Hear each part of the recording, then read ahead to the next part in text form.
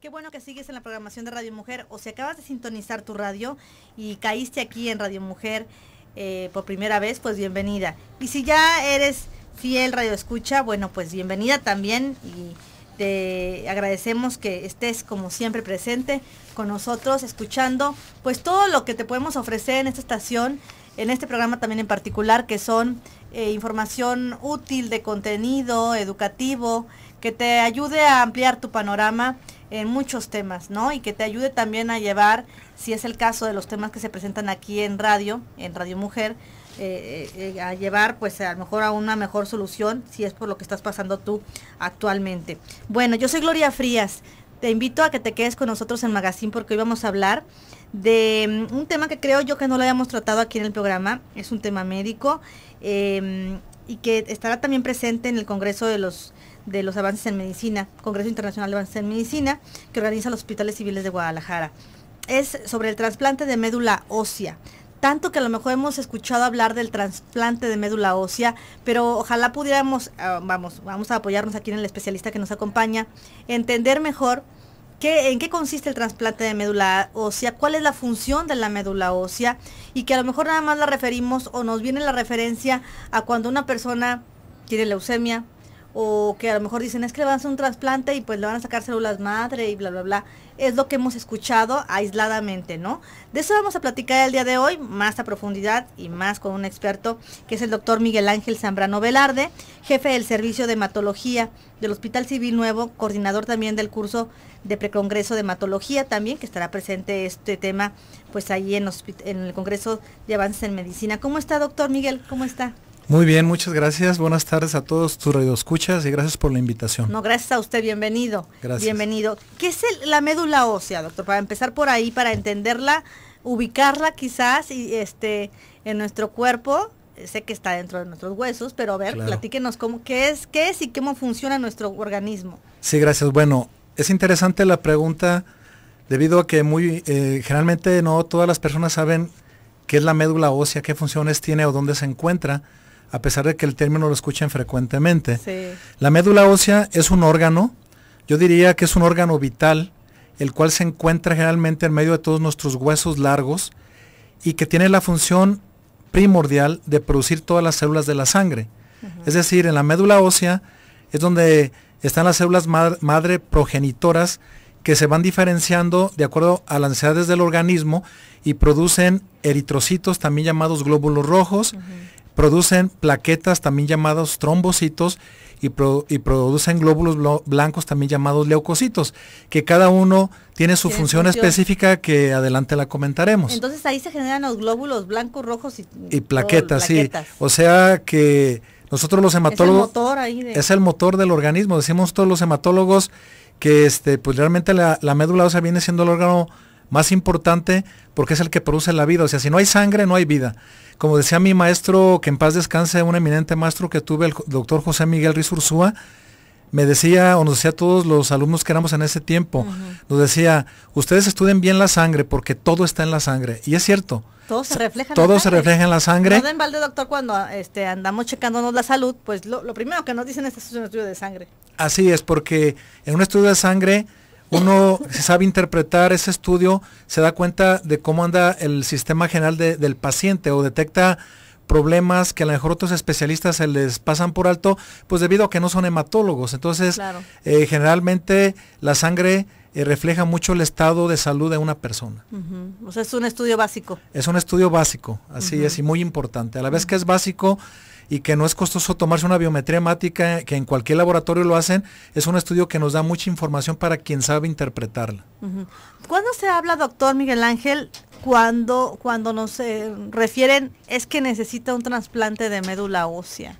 ¿En qué casos o dónde ya llega al punto a decir tenemos que cambiar todo esto que genera los glóbulos blancos, rojos y plaquetas? Sí, claro. El trasplante de médula ósea es un procedimiento que se sabe en la historia que el primero se llevó a cabo en el año de 1958 en Francia.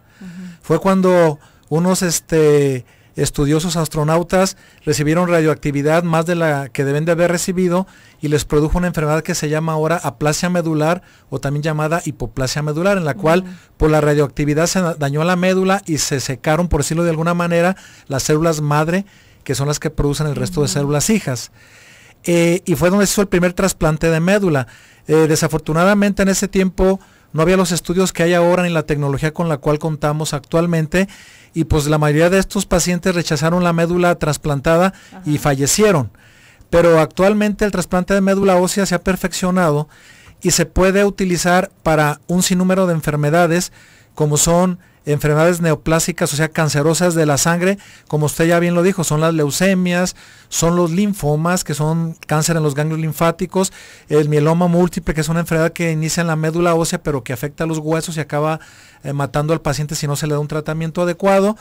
También en otro tipo de enfermedades cancerosas que ya usted les dio quimioterapia, les dio radioterapia y que el paciente recayó, la única opción que tienen ya de vivir estos pacientes es con un trasplante de médula ósea.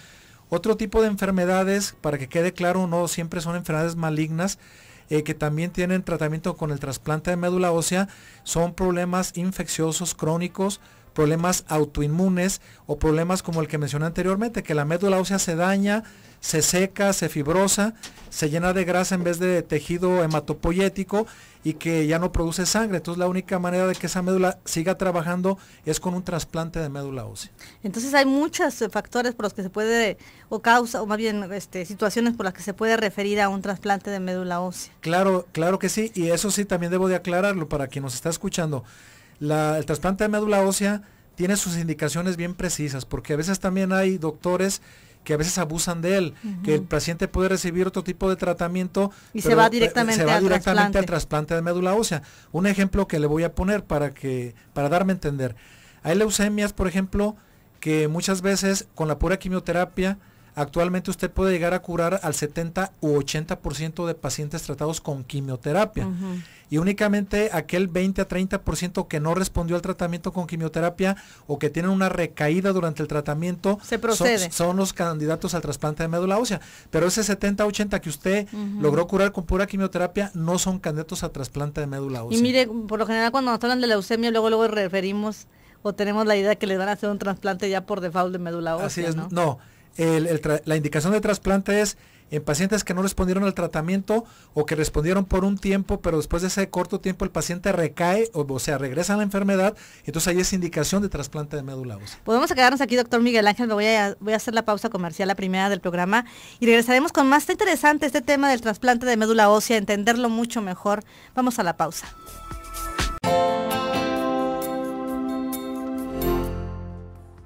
2:20 p.m, 31 22 11 90 36 47 18 83, teléfonos de cabina aquí en Guadalajara, el 1040 de AM, y a través del chat, no sé de dónde nos escuchan, pero nos podemos escuchar en todos lados, a través de la maravilla del internet, en radiomujer.com.mx nos pueden ver y nos pueden escuchar, estamos en vivo con la señal de audio y las cámaras aquí en la cabina de video. Y a través del chat que está dentro de la página de internet, nada más recuerden que hay que meterse al cuarto de magazine para que pueda ver yo sus publicaciones. Ahorita vamos a pasar con la pregunta de Montserrat, que ya también la tengo aquí anotada, y con las preguntas también que nos están llegando a los teléfonos. Quiero recordarles que el evento que tuvimos el sábado pasado en la Expo Guadalajara, el de Amor con Sentido, se grabaron las conferencias para aquellas personas que quieren revivirlas, que quieren compartirlas si fueron y quieren compartirlas con alguien que no fue, o de plano tú no pudiste ir y quieres ver cada una de las conferencias. Bueno, pues están ya cargadas en el canal de YouTube de Radio Mujer GDL. Puedes ingresar directamente a Radio Mujer GDL y buscarlas, pero más fácil está a través de nuestra página de internet, en la sección de artículos, dice Amor con Sentido. Y ahí vienen las conferencias, ya el link que te pasa directo a el canal de YouTube para que no tengas ya todo el rollo de buscarlas, sino que ahí directamente te liga a la conferencia o al video que está cargado en internet. Entonces, a través de la página radiomujer.com.mx ustedes pueden verlas para que pues las vean, las compartan con alguien que les gustaría que vieran ese tipo de información. Todas muy buenas, quienes fueron no me dejarán mentir, y ahí están ya. para que ustedes las puedan disfrutar. Muy bien, continuamos con el tema trasplante de médula ósea el día de hoy, entendiendo un poco más cómo funciona, yo mucho más diría yo, por cómo funciona la médula ósea y en qué caso se requiere un trasplante, se habla de un trasplante y cómo se hace un trasplante, ¿no? Nada más ahorita para seguir con el tema, quiero nada más hacer una anotación. Ahorita platicando fuera del aire, yo le preguntaba al doctor, entonces me está diciendo que es como la médula tal cual, es, vamos, valga la comparación, ¿verdad? Pero para que nos quede más claro, como los huesos de carne de res, que le vemos y que adentro está el famoso tuétano. Así Esa es la médula. Esa es la médula Lo que está ósea. dentro del hueso. Sí. También los seres humanos tenemos eso. Claro, coloquialmente lo que la gente le llama tuétano, en término médico es la médula ósea, que es por decirlo de alguna forma, es la fábrica de la sangre. Ok, a ver, ¿en qué casos, doctor? Ya nos decía, perdón, el trasplante, pero también se habla de que a veces no es compatible, no es tan fácil la compatibilidad entre una persona y otra para pasarse una médula. ¿Cómo se hace todo esto? ¿Qué estudios previos tienen que hacerse? Porque no es tan fácil buscar a alguien que le pase una médula ósea, ¿verdad? Así es. Bueno, siempre que hay un candidato a un trasplante de médula ósea, se tiene que buscar el donador. Cuando el donador se requiere, cuando el trasplante de médula ósea es un trasplante que le llamamos halogénico. El trasplante de médula ósea halogénico es aquel que es obtenido de otra persona, porque hay también el trasplante de médula ósea que se obtiene del mismo paciente. Ese trasplante se llama autólogo. Ustedes se van a preguntar, bueno, pero ¿cómo si está enfermo el paciente? Le van a poner su propia médula. Lo que hacemos es, primero a través de quimioterapia, meter en remisión la enfermedad que tenga el paciente, que es una curación, una remisión. Cuando el paciente está en remisión completa, es decir, no hay evidencia de cáncer, de células malignas en la médula, ni en otra parte del organismo, esas células de la médula ósea se extraen, aproximadamente son de 800 a 1200 mililitros, se meten en un tubo de criopreservado y se guardan en el refrigerador en el banco de sangre para que estén listos ahí, para cuando el paciente, si más adelante llega a recaer, usted le va a trasplantar su propia médula, pero es una médula sana, es decir, es una médula limpia que lo va a hacer que entre el paciente en remisión completa. Esto no lo hacen, doctor, con todas las personas que están en quimioterapias, ¿no? No, porque hay candidatos que sí son receptivos a un trasplante autólogo, como lo estoy mencionando, de su propia médula, pero hay quienes no son candidatos porque su médula ósea nunca llega a estar completamente limpia, es decir, al 100%. Ajá. Entonces eso ocurre, usted va a tener que buscar un candidato, otro donador, para poderle trasplantar la médula. Cuando usted, el paciente recibe médula de otra persona, ese se llama, repito, un trasplante de médula ósea halogénico. Y el halogénico sí tiene más estudios que hacerse. Primero, hay que checar que el donador no tenga ninguna infección, porque si tiene una infección usted se lo va a pasar al receptor, o sea, al paciente. Hay que checar que sea compatible, es decir, que la médula sea del mismo estudio que se abrevia HLA, que significa antígeno leucocitario humano, que es el que mide el grado de compatibilidad que tiene con el receptor, que siendo arriba del 80% puede ser compatible. No es garantía que sea mi familiar para que sea compatible. No, de hecho sí se ve más frecuente que usted encuentre al donador compatible en un miembro de la familia, pero no es, como ustedes dicen, no es garantía, porque a veces uno va encontrando al donador en un miembro que no es familiar, o sea, un miembro fuera de la familia. Le van a hacer uno de los estudios de compatibilidad de cuál es el que es compatible y es el que prepara para ser el donador. Y el donador no tiene ningún problema, porque como le digo, le van a extraer de 800 a 1200 mililitros de médula ósea, pero usted luego aplicando unas vacunas estimulantes medulares, dándole un tipo de vitaminas que estimulan la médula ósea, como el ácido fólico, la vitamina B12, el hierro, etcétera. Ese donador, más o menos en 3 o 4 semanas, va a tener su médula completamente normal como antes de haber donado. No le afecta absolutamente nada. Así es. Porque el cuerpo tiene la capacidad de regenerar. Así es, y usted nomás con los estimulantes que le aplica al donador y los nutrientes que le va a dar, usted acelera eso. Entonces entre 3, 4 semanas el donador está en condiciones normales como antes de haber dado su médula ósea. Cuando habla de ese proceso de estar haciendo estudios para ver si es compatible o no para un trasplante de médula ósea, es muy, vamos, ¿cómo es el proceso de esos estudios? O sea, son muy complicados, se te pierde mucho tiempo en avanzar y decir si es compatible o no es compatible. Sí. Digo, porque me imagino también en la situación y el familiar, los familiares y el paciente mismo que está esperando la médula ósea, pues se les hace eterno, ¿verdad? Porque que alguien diga, ya está. Claro, es interesante la pregunta porque habíamos también platicado usted y yo fuera del aire que si en algo ha avanzado la medicina es en el área de la hematología. Antes sí era muy engorroso hacer esos estudios porque como no teníamos los medios, por ejemplo aquí en nuestro país, hace años había que mandar todos esos estudios a Estados Unidos, porque ¿sí? aquí en México no se hacían. Se mandaban y tenían que esperar a que lo regresaran. Así es.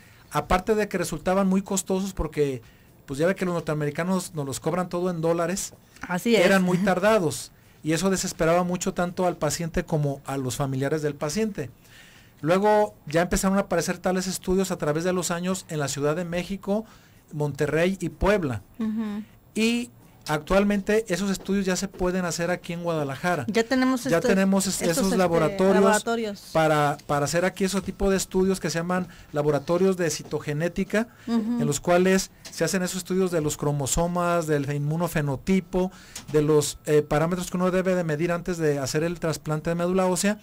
Y aparte de que se abarataron los costos, porque ya se hacen aquí, ya son menos tardados, debido a que tanto los estudios de diagnóstico como los tratamientos en este tipo de enfermedades hematológicas han avanzado a pasos agigantados. Entonces es la ventaja que tenemos actualmente. Pacientes que antes se nos morían después de hacer el diagnóstico al año, ahora se puede decir que el 70 al 80% se curan. Y los promedios de sobrevida se han alargado mucho, repito, por los tratamientos que tenemos actualmente. Ahorita vamos a seguir avanzando más en el tema, sobre todo qué pasa ya cuando la persona es trasplantada, ya se les pone la médula ósea, cómo la están monitoreando, cómo es el proceso como tal, a lo mejor brevemente y que nos pueda a lo mejor explicar lo mejor, más claro que se pueda para entenderlo en sí el trasplante, si abren o si es con aguja o cómo es. Ahorita lo platicamos después de la pausa comercial, doctor Miguel Ángel. Y también tengo llamadas que también regresando, vamos a darle salida para que no se nos queden hasta el último, las del chat y las que están aquí llegando a cabina. 31 22 11 90, 36 47 18 83, aquí en los teléfonos de cabina directos y a través de radiomujer.com.mx también estamos ahí para servirte. Vamos a la pausa comercial y regresamos. Esto es Radio Mujer, estás escuchando Magazine.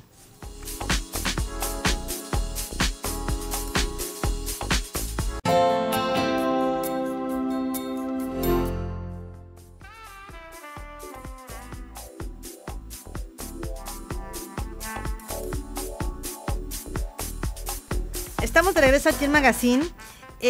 Vamos a darle salida a las llamadas que nos están llegando para que no se nos queden hasta el último. Montserrat Morales dice, mi abuelito tenía 80 años y tenía leucemia y nunca le dieron la opción de trasplante de médula ósea. Nada más le hacían transfusiones en el seguro, siento que hubieran hecho más por él.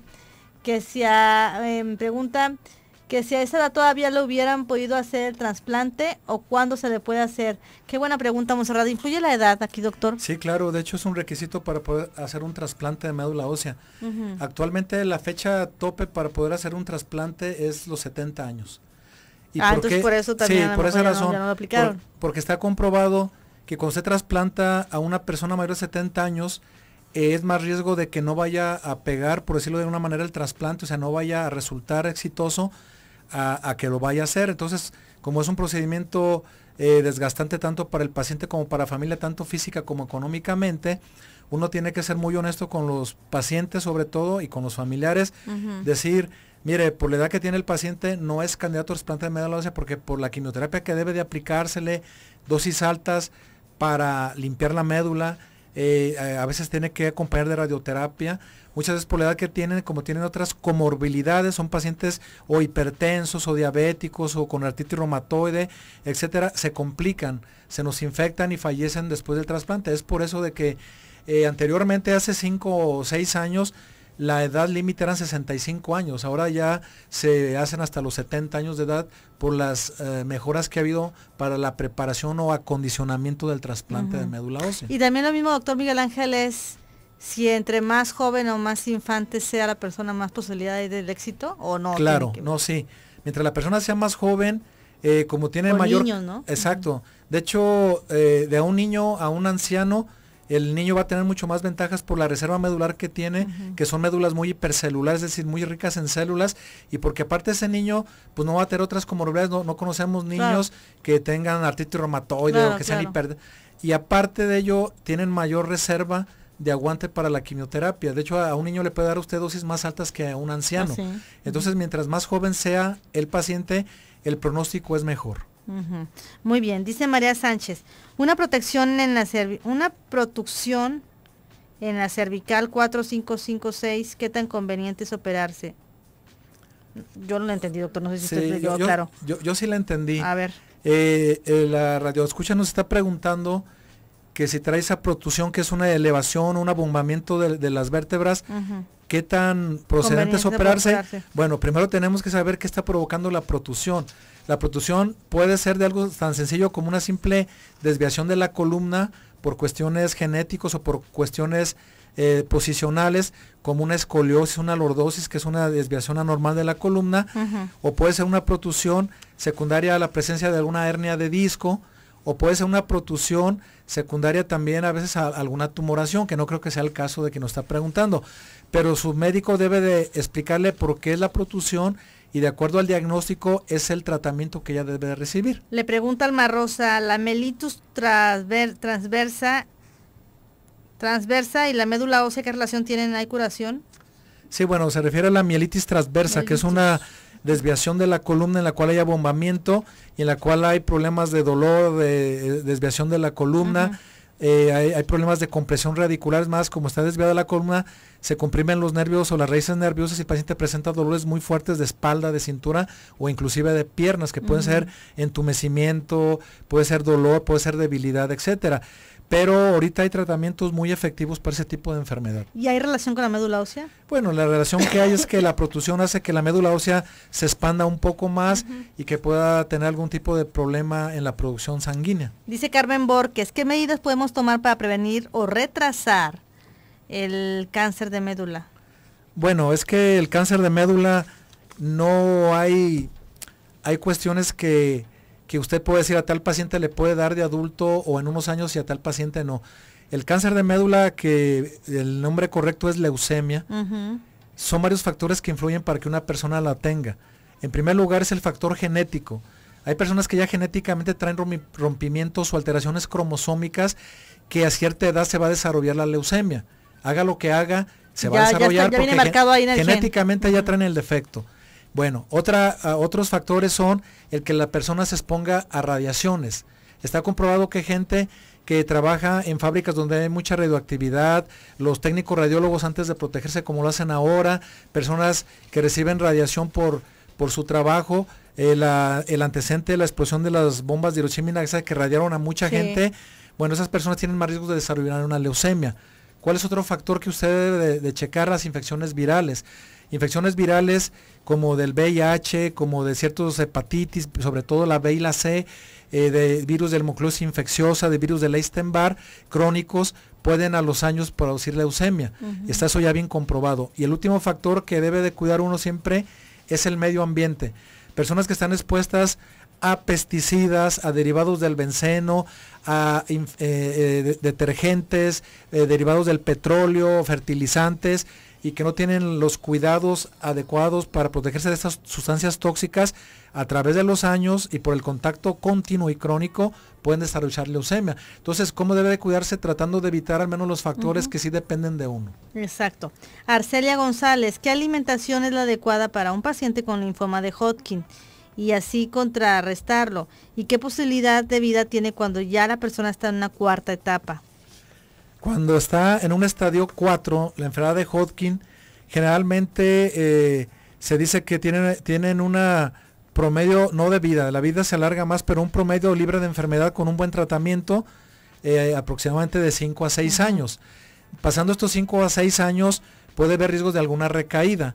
pero ahorita contamos con tratamientos tan efectivos que después de una recaída ya hay tratamientos indicados para la recaída, es decir, ya no se tratan como cuando se hizo el diagnóstico inicialmente, sino dice uno, este paciente recayó después de 5 o 6 años, vamos a dar el tratamiento de refuerzo para recaída y generalmente el paciente vuelve a entrar en remisión y puede seguir viviendo algunos años más o muchos años más. Dicen acá la persona que nos preguntaba de su abuelito de 80 años que falleció por linfoma, dice que su abuelito trabajaba en una pulidora de metales, dice que si el polvito le pudo haber afectado, por que ahorita mencionaba los factores ambientales. Sí, claro, siempre los factores ambientales son factores muy importantes para la exposición a ese tipo de enfermedades, claro que sí. Doctor, le preguntaba ya para también esto, porque se nos está acabando el tiempo, para que nos quede claro, ¿el trasplante de médula cómo es? O sea, ¿cuál es el procedimiento? El trasplante de médula ósea actualmente es muy sencillo. Es muy sencillo en cuanto a la técnica se refiere. La técnica. Antes, estoy hablando de algunos 10 años hacia atrás, ya que usted tenía el receptor compatible con el donador, lo metía a un cuarto o unidad de trasplante de médula ósea que cuenta con una campana de flujo laminar. ¿Qué es una campana de flujo laminar? Es una campana que protege al receptor para que no entren virus, bacterias ni nada que pueda infectar al paciente y que vaya a matarlo de la infección, porque usted antes de poner el trasplante tiene que limpiar completamente la médula del paciente. En ese tiempo el paciente presenta anemia, presenta bajas las defensas como leucopenia y presenta trombocitopenia. Hay riesgos de sangrados, hay riesgos de infecciones. Pero si usted está cubriendo a su paciente con antibióticos, lo tiene bajo la campana de flujo laminar, pues esto se va a evitar. ¿Qué se hace?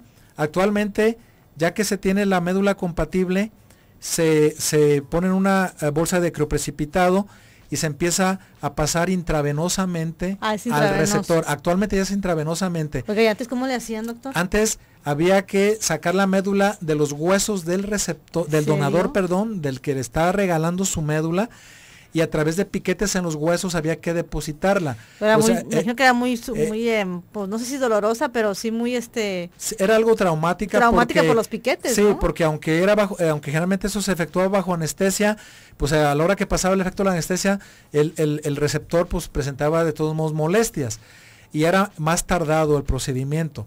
Actualmente, como hay unos medicamentos que se llaman estimulantes medulares o inductores del avance celular, se aplican las vacunas subcutáneas o también intravenosas antes de pasar la médula ósea intravenosa, repito, entre 800 y 1200 mililitros, y se pasan intravenosamente al receptor, y esos medicamentos que usted aplicó previamente hace que vayan dirigiendo esas células de la médula a la médula ósea del receptor.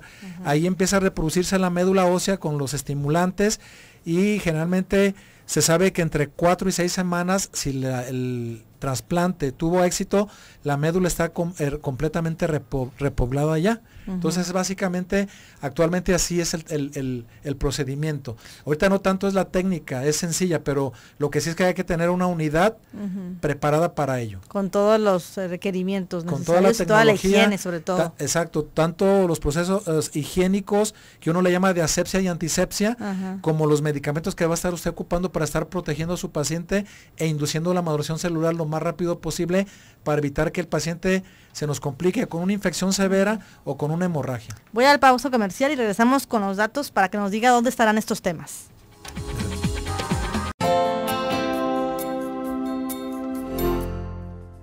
Estamos ya en la parte final prácticamente aquí con la entrevista con el doctor Miguel Ángel Zambrano. Lo vamos a invitar nuevamente porque de verdad yo le decía fuera del aire al doctor Zambrano que es interesantísimo, de verdad, y es muy vasto todo lo que engloba la hematología.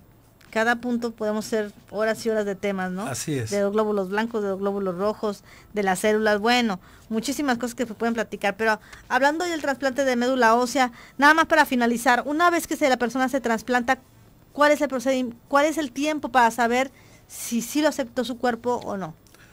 Bueno, una vez hecho el trasplante de médula ósea, generalmente al mes o 2 meses es en estudios obviamente de compatibilidad o inmunológicos para checar que haya tenido el éxito al 100% el trasplante de médula ósea, porque un porcentaje de estos pacientes generalmente algunos desarrollan un problema que se llama rechazo de injerto contra huésped, que puede ser agudo o puede ser crónico. Cuando es agudo, usted al mes y medio se da cuenta de que eso no lo aceptó del organismo del receptor. En cambio, el crónico puede presentarse a los meses de la evolución y aparte es más indolente la presentación de los síntomas, que uno le da tiempo de poder diagnosticarlo y tratarlo para que no vaya a haber una complicación mayor. Entonces, y generalmente está uno checando su consultorio al paciente cada mes, pidiéndole una biometría hemática para ver la producción celular que esté normal, que vayan subiendo las células hasta llegar a la normalidad, y conforme uno ve que todo va normal, va retirando las citas a los 2 meses, a los 3, a los 4, hasta que al final uno lo checa cada 6 meses por precaución, pero es obvio que mientras más tiempo pase después del procedimiento, eso quiere decir que el paciente ya no va a presentar ningún problema. Qué bueno. Doctor, este tema y muchos más están dentro del Congreso de Avance en Medicina, el Congreso Internacional que están organizando Hospitales Civiles de Guadalajara. Así es, y quisiera aprovechar el uso de la voz para el vasto auditorio que ustedes tienen, para invitarles el miércoles 26 de febrero, es decir, de hoy en 2 semanas, a las 9 de la mañana inicia el curso de hematología en la Expo Guadalajara. Es un curso que se trató de diseñar de una forma de ponentes de muy alta calidad, los cuales dominan el tema que van a hablar. Entonces se garantiza que el curso sea todo un éxito debido a la calidad de los ponentes. Iniciamos a las 9 de la mañana con la primera ponencia y andamos terminando por ahí como a la 1 o 2 de la tarde, pero son puros temas de hematología, de vanguardia, y repito, con gente muy capacitada para decirlos, para quien le interese, no solamente relacionados con el ámbito de salud, sino el público en general, pueden asistir a él. Las inscripciones están siendo ahorita en la oficina de la División de Medicina Interna, donde yo me encuentro, en el piso 11 del nuevo Hospital Civil de Guadalajara, Dr. Juanín Menchaca, y a partir de la próxima semana las inscripciones ya van a ser en el aula 2 de enseñanza del mismo hospital. Para quien le interese, todo mundo es bienvenido. ¿Tiene algún teléfono donde pueda referirlo para preguntar más detalles? Sí, como no, es el 36 18 93 62, extensión 1819 y 1109. 36 18 93 62, extensión 1819 de hematología y 1109 de medicina interna. Doctor, ¿y usted como hematólogo tiene algún teléfono de consulta privada o también hay en el hospital? Sí, bueno, el de mi consulta privada es el 38 24 65 02 por las tardes, porque en las mañanas me encuentro laborando en el Hospital Civil. 38 24 65 02 por las tardes. Muy bien, pues doctor Zambrano, Miguel Ángel Zambrano, le quiero agradecer mucho su visita y espero que no sea la primera. Claro que no. Ya vendrá próximamente. Claro, amenazo con volver y muchas gracias por la invitación. Muchas gracias, doctor. Buenas tardes. Buenas tardes, que estén bien.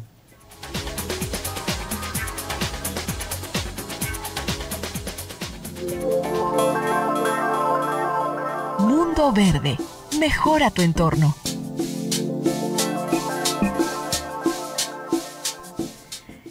Tenemos el gusto de recibir vía telefónica la colaboración, la reflexión, hoy miércoles de Mundo Verde, de la doctora Raquel Gutiérrez Nájera. Ella es presidenta del Instituto de Derecho Ambiental AC e investigadora de la Universidad de Guadalajara. Hoy nos viene a hablar de lo que es la justicia ambiental, para entenderlo un poco mejor. ¿Cómo estás? Buenas tardes, doctora Raquel. Muy bien, Gloria. Buenas tardes a ti y a tu público. Gracias, doctora. ¿Qué es la justicia ambiental? Platíquenos un poco de esto. Sí, mira, Gloria, la justicia ambiental pues son aquellos mecanismos que ya sean leyes, juzgados, presupuestos, mediante los cuales el ciudadano recibe eso, justicia, ¿no? Es decir, ante diferendos por las tierras, por los recursos naturales, por las evaluaciones de impacto ambiental, por el daño a los recursos naturales, los ciudadanos podemos acudir a instancias, ya sea judiciales, juzgados de distrito, vía amparo, o ante los tribunales administrativos de los estados o jueces civiles en demanda de justicia, de que se compongan el deterioro ambiental, de que se sanee un río, de que se restituyan aves que fueron sustraídas o cualquier tipo de fauna silvestre que fueron sustraídas de manera irregular de sus hábitats. Eso entendemos así en términos generales de justicia ambiental. Ahora, ¿por qué este tema lo tocamos hoy, Gloria? Pues precisamente porque como ciudadanos debemos de estar atentos a lo que está pasando ahora en el Congreso en nuestro estado, donde se va a ventilar la nombramiento de magistrados o magistradas para el Tribunal Administrativo en nuestro estado. Es decir, el Tribunal Administrativo es el que conoce de todos aquellos diferendos que tiene el ciudadano de a pie con el ejercicio del Poder Ejecutivo, es decir, del gobernador y todas sus secretarías o los organismos descentralizados de este. Entonces, por eso es tan importante como ciudadanos estar atentos a que esta decisión el Congreso no la vea como un nombramiento más, Claro. ¿verdad? Sino que la tome con toda la responsabilidad que ello lleva, puesto que este tribunal puede ser ese contrapeso, ¿verdad?, a las decisiones irregulares, mal tomadas por el Ejecutivo hacia el ciudadano. Máxime Gloria, si tomamos en cuenta que en el 2011 nuestro país entró a la era de los derechos humanos con la reforma constitucional, donde nos comprometimos a que los 3 niveles de gobierno deben de garantizar, proteger y tutelar los derechos humanos de los y las ciudadanas. Claro. En nuestro estado, con tanto problema ambiental, con tanta mala decisión tomada, Gloria, el monorrelleno, tú ves ahora que se reubica y se dice no porque era un área natural protegido, la presa de Arcediano, Los colomos. todas las villas panamericanas, Ay, sí. todo el impacto que han tenido recursos públicos. Claro. Y dime tú dónde está la justicia. Exactamente. Y que supuestamente, bueno, el tribunal tendría que estar ahí para defender nuestros derechos como ciudadanos, ¿no? Así es, Gloria. El Tribunal Administrativo del Estado de Jalisco debería ser el garante de esas revisiones de todos estos casos para que nos dé justicia a todos los ciudadanos que nada más Claro. nos quedamos cada vez viendo tanta impunidad. Pues doctora, nos quedamos hasta aquí porque se nos acabó el tiempo. Quiero agradecer mucho su colaboración como siempre y le deseo una bonita tarde. Gracias, Gloria. Gracias por invitarnos a reflexionar sobre estos temas. Muchas gracias. Hasta luego. Hasta luego. Ya nos vamos, mañana en punto de las 2 de la tarde te espero con más. Te quedas a continuación con los espectáculos y mañana el tema, las 5 señales de que no estás con la pareja perfecta. Va a estar interesante.